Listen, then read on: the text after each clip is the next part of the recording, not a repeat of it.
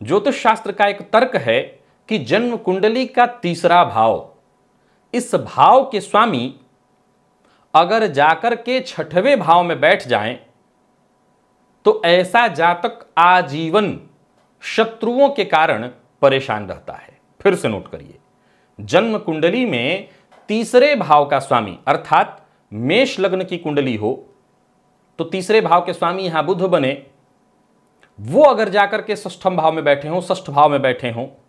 वृषभ लग्न की कुंडली है तो चंद्रमा यहां तीसरे भाव के स्वामी बने, वो जाकर के अगर षष्ठ भाव छठवें भाव में बैठे हो। मिथुन लग्न की कुंडली में सूर्य तृतीय भाव के स्वामी बने, वो जाकर के अगर छठवें भाव में बैठ जाएं। कर्क लग्न की कुंडली हो और बुध जाकर के छठवें भाव में बैठ जाएं। सिंह लग्न की कुंडली हो, शुक्र जाकर के छठवें भाव में बैठ जाएं। कन्या लग्न की कुंडली हो और मंगल छठवें भाव में बैठ जाएं। तुला लग्न की कुंडली में गुरु छठवें भाव में, तो वृश्चिक लग्न की कुंडली में शनिदेव छठवें भाव में, और धनु लग्न की कुंडली में शनिदेव, मकर लग्न की कुंडली में देवगुरु बृहस्पति, कुंभ लग्न की कुंडली में मंगल और मीन लग्न की कुंडली में शुक्र। ये सभी तीसरे घर के स्वामी हैं। अगर इनका संबंध छठवें भाव से बन जाए, षष्ठ भाव से बन जाए, तो निसंदेह ऐसा जातक संपन्न होता है, धन संपदा से परिपूर्ण होता है, उसके पास जीवन में सुखों की कोई कमी नहीं होती, परंतु शत्रुता उसकी बहुत होती है। यूं समझ लीजिए कि पूरी जिंदगी अगर वो किसी चीज से पीड़ित रहता है तो वो है शत्रुता।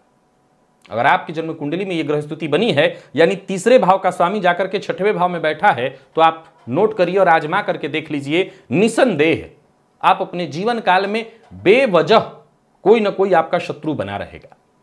शत्रु सर उठाए रहेंगे। निसंदेह जैसा मैंने कहा, आपके संपन्नता में कोई कमी नहीं। अब इस सूत्र को जरा समझिए, बहुत ज्यादा विचारणीय नहीं है। तीसरा भाव पराक्रम का भाव है। पराक्रम पति चला जाए षष्ठ भाव में तो सीधी सी बात है, जातक का परिश्रम पुरुषार्थ लगातार शत्रुओं के कारण या तो क्षीण होगा, व्यय होगा, या शत्रुओं में ही उसे लगे रहना पड़ेगा।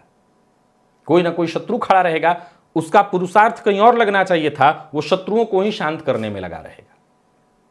तो तृतीय भावपति षष्ठ भाव में हो तो ऐसा जातक शत्रुओं से कभी मुक्त नहीं हो पाता। ताउम्र शत्रु उसे पीड़ित करते ही रहते हैं हर स्तर पर, यहां तक कि अगर समाज में कोई नहीं तो फिर घर में पैदा होंगे, घर के अपने सहोदर पैदा हो जाएंगे, अपने भाई कुटुंब के लोग, कोई ना कोई शत्रु बना ही रहेगा। देखिए सूत्र आपकी कुंडली में अगर स्थिति इस तरह की बनती है तो निसंदेह आपके साथ ऐसा होता होगा।